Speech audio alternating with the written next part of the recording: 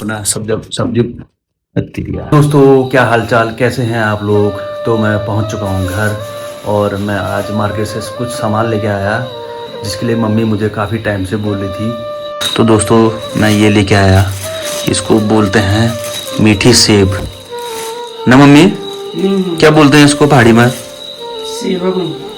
और कुछ ये पहाड़ी तुरई, लौकी। मम्मी ने चाय बना के दी और मैं पी रहा हूँ चाय। मम्मी बना रही है सब्जी। मम्मी किस चीज़ की सब्जी बनाई है? गोभी और शिमला मिर्च।